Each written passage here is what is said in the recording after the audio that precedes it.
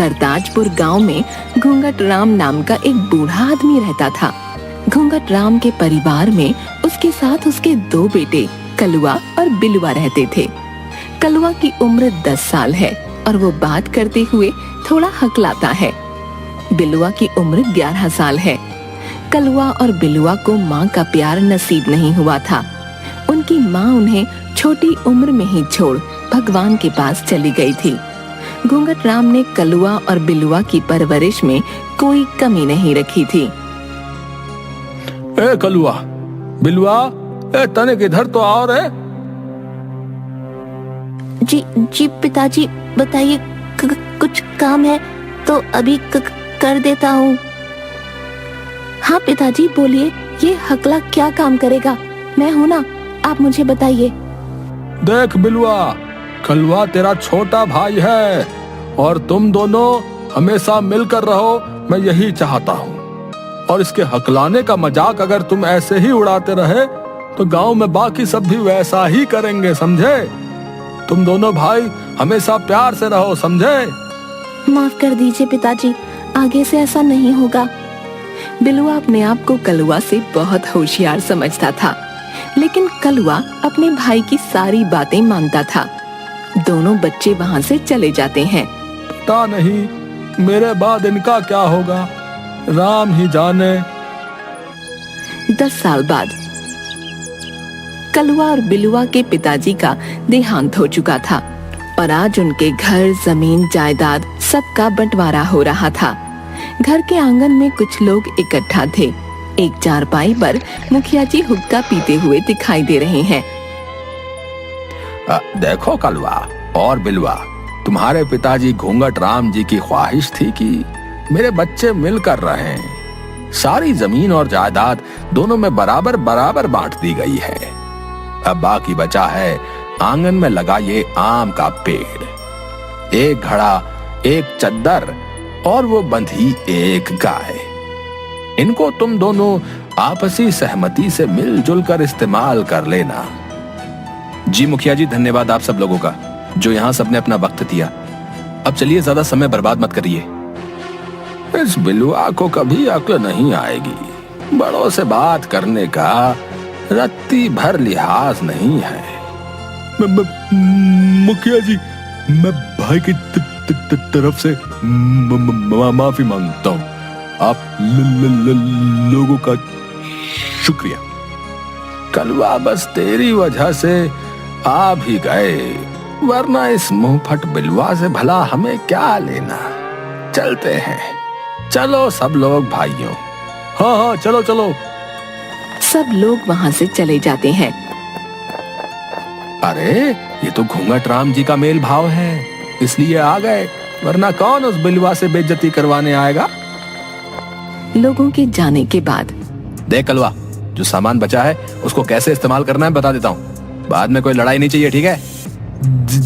जी भाई, आप जैसा ठीक समझे। ये जो चद्दर है इसको दिन में तू इस्तेमाल कर लेना और रात के वक्त मैं करूंगा, ठीक है? ठीक है भाई, मंजूर है। और ये जो घड़ा है इसको दिन में मैं इस्तेमाल करूंगा और रात में तुम। मंजूर है भाई। और गाय का आगे का हिस्सा तुम्हारा और पीछे का मेरा, ठीक है ना? मंजूर है तुम्हें? जैसा आपको सही लगे भाई। और ये आम का पेड़, नीचे का हिस्सा तुम्हारा और ऊपर का हिस्सा मेरा, सही है ना? सब कुछ सही से बांट दिया मैंने? सही से। ठीक है भाई। अगले दिन कलुआ खेत से काम करके घर लौटा तो उसे बहुत प्यास लग रही थी। उसने जैसे ही घड़े से पानी पीना चाहा, तभी पीछे से बिलुआ बोला, अरे ये क्या कर रहे हो तुम? है, मैंने तुमसे कहा था ना कि घड़ा दिन में मेरा है, तो चलो यहाँ से। लेकिन भाई, मुझे बहुत प्यास लगी है। तो मैं क्या करूं? जैसा तय हुआ है सब वैसा ही चलेगा। बड़ा आया पानी पीने। बेचारा कलुआ प्यासा ही वहाँ से कुएं की तरफ चला जाता है। उसी रात जहाँ कलुआ ठंड में ठिठुर रहा था, तो दूसरी तरफ बिलुआ मजे से चद्दर तान कर सोया था। कितनी ठंड है, इस चद्दर पर भी भाई ने अपना हक जमा रखा है। भला दिन में चद्दर का क्या करूंगा? अगले दिन सुबह सुबह बिलुआ दातुन करते हुए, अरे कलवा, तुम अपने हिस्से के पेड़ को पानी क्यों नहीं देते हो? पूरा पेड़ सूख रहा है। देखो तो धीरे धीरे पत्तियां पीली सी दिखने लगी हैं। हाँ भाई, पानी देता तो हूँ, रोज देता हूँ, बस कुएं पर ही जा रहा था। बेचारा कलुआ कुएं से पानी लेकर आम के पेड़ में डालता है और उसके बाद गाय के लिए चारा लाता है। जैसे ही कलुआ गाय का दूध निकालने लगता है, तभी बिलुआ उसे कहता है, अरे महानुभाव, कहाँ चल दिए बर्तन लेकर? हैं? गाय का पिछला हिस्सा मेरा है, समझे? दूध मैं निकालूंगा, समझे? चलो हटो यहाँ से। एक दिन कलुआ बहुत उदास होकर गांव के तालाब के किनारे बैठा था। तभी गांव के मुखिया जी वहां से गुजरे। उन्होंने कलुआ को उदास देख उससे बात करनी चाहिए। अरे कलुआ, कैसे हो भाई? हैं? अरे यहाँ अकेले गुमसुम क्यों बैठे हो? कुछ नहीं मुखिया जी, सब ठीक है। ठीक है सब। नहीं नहीं कलुआ, तुम जरूर कुछ छुपा रहे हो।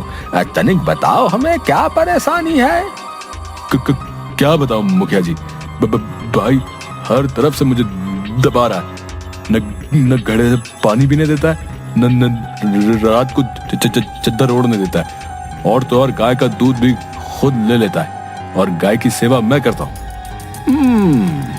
अब समझ में आया सारा माजरा क्या है।